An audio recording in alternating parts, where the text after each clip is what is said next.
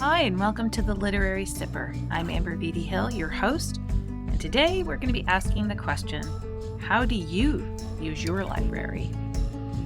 I don't know about you, but I am an absolute library stan, and I use my library all the time, and it's National Library Month, and so you've probably been seeing things on your social media and whatnot, but also in today's paper, in Seattle anyway, they're cutting the library opening days, like the days that they're open, by 1 to 2 days a week. And I am just so incredibly frustrated by this. I live in one of the wealthiest areas in the country. The tech money is off the charts here. Why are libraries suffering during this time period? They are one of the only places in American society today that you can go without the expectation of purchasing a thing. You check your books out on a library card. You can use the bathroom. You can ask a librarian any question and she will figure out the answer for you. You can use the computers. You can put books on hold. You can join story time. There's craft times. In some of the libraries I've been to across the country, you can check out musical instruments. You can check out games, of course, movies and CDs and all kinds of things.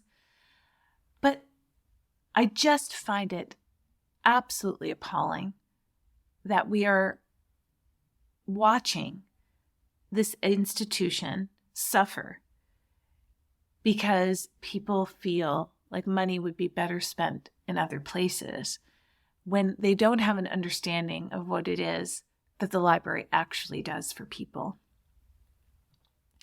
I love everything about libraries. I love librarians. I love books, obviously. I love that the library has been there for me in so many times of my life, from being a child and being incredibly excited to walk out of the Norwalk Public Library with my arms full of books, from being a young student and Mrs. Abby, the librarian in my elementary school, had a bathtub that had clawfoot bathtub in the library with shag carpeting, royal blue inside of it.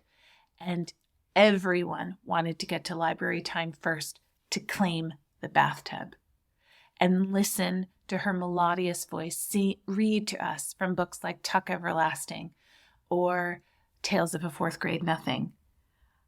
When I lived in New York City, of course, the New York Public Library was a place where I took classes with the poets and writers, with teachers and writers. I got to go down deep into the stacks and see how the books levitated on these pulley systems. And of course, saw all of the fascinating artifacts that they had there, from William Blake's illustrations to Jack Kerouac's handmade baseball cards. All of those things hold such a treasured memory in my life, but it's also the memory of the space itself. At the University of Michigan, I studied at the Law Library, which is one of the most beautiful libraries on campus. And in fact, the Alumni Association posted on their LinkedIn recently, where did you like to study on campus? And all of the alums, from every decade, law library. But of course, I also added that we also like to study at Dominic's on the rooftop bar as well. But the law library was definitely number one choice as well. I love Susan Orlean's book, The Library Book, and if you've never read it, I highly encourage you to. I also love the audiobook. I love listening to her read it herself. But it talks about the history of libraries, from the traveling libraries that used to make their rounds around all the lighthouses in America, to the women on horseback who used to deliver books to rural communities, to the modern day Los Angeles Public Library and the fire that happened there in the 80s. But how to use it now is the question. And I'm so excited by things like Michael 3, who many of you might know, follow his Instagram, who talks about how the library saves lives It saves children's lives by showing them there's a safe place and adults who care about them in the midst of their own city, whatever city that is. And that books are there to showcase other lives and other worlds and give them the empathy necessary to function in today's society. But it's also a wonderful place for those of you who are creative to take yourself out on an artist date without spending any money. I mean, just going to the library, having a change of venue, bringing your work in progress, whether that's your knitting or your novel you're writing, and sitting in the quiet amongst books with all of that possibility right around you. It feels cozy and it feels inspiring at the same time. There's tons of writers groups available at your library, of course, book clubs as well. And one of the local libraries around here, they even have a men's book club because they felt like so many women were, of course, doing book clubs with their friends, but they found that it was a way for men to connect with each other in a way that was much more emotional and less about maybe sports or physical activity, where they actually discuss characters and character motivation and maybe even themselves. If you don't have one of those, meetup groups are always available at the library. You just ask about the rooms that are available for use. There are teen rooms at a lot of libraries, and there are also adult rooms that are there for your whatever whim you have. They're there for your purpose. So if you feel like in your community you don't know how to create a knitting circle or a quilting circle or a book club, or you're interested in doing activism or forming an active group, your library will help you create that in their open public spaces. And that's another reason to, of course, frequent those places. Story time. If you're a young mom, there's nothing more wonderful than taking your child to a place where they have the expectation that your child is going to behave like a child.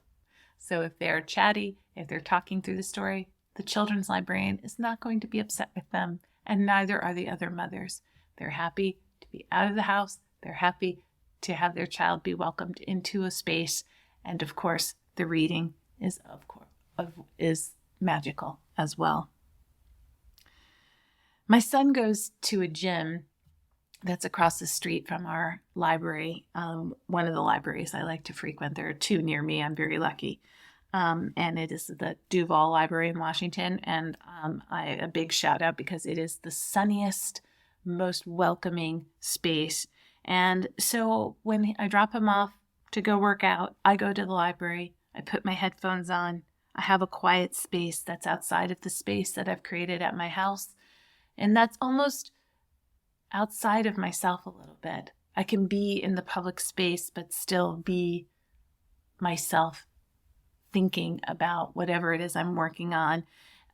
I can do research for a book. I can write lyrics to a song I'm working on. I can work and have books around me, which make me feel so at home.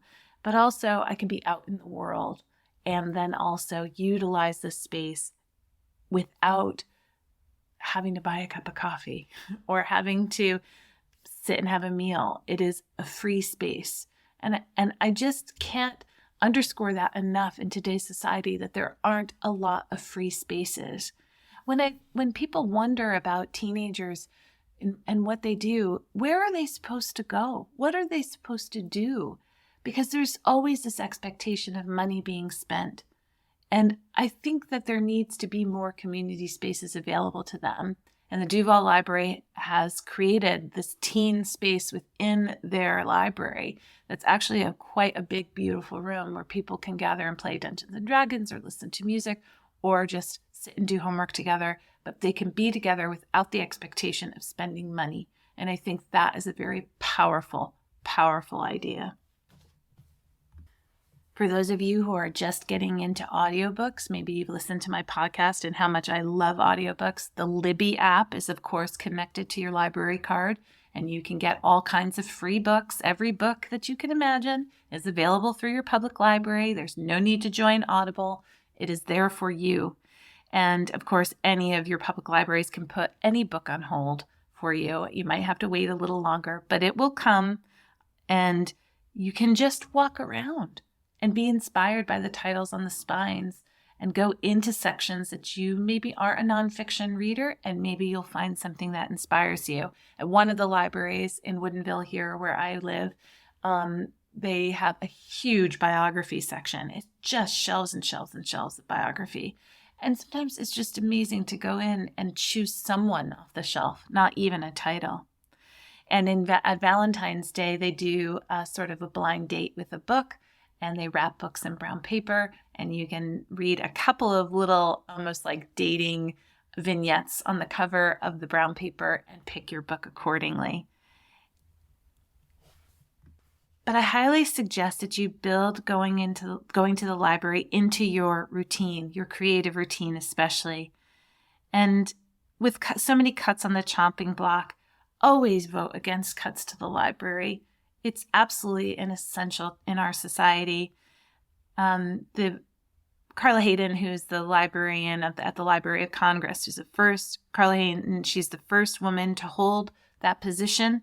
She happens to be African American as well. She says everyone has the opportunity to be empowered at the library. And that is absolutely what I think. You can walk into that building and belong immediately.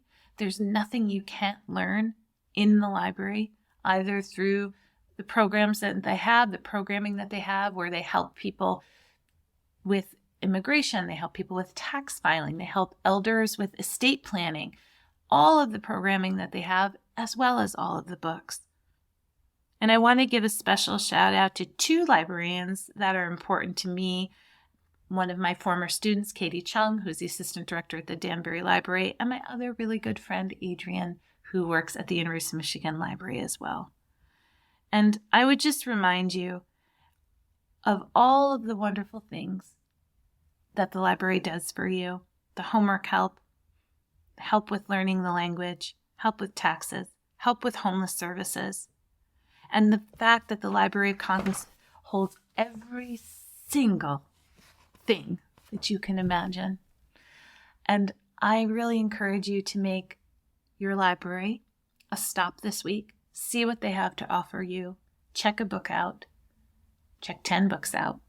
You can keep as many as you want. I even heard of one library that instead of charging late fees or fines, library fines, will let you show them a picture of your cat instead. I mean, what an amazing thing. I hope you all are well, and I'll see you next week. Thanks for listening to The Literary Sipper. I hope you enjoyed this episode and learned something new. If you did, please subscribe and leave a rating and review if you're feeling especially generous.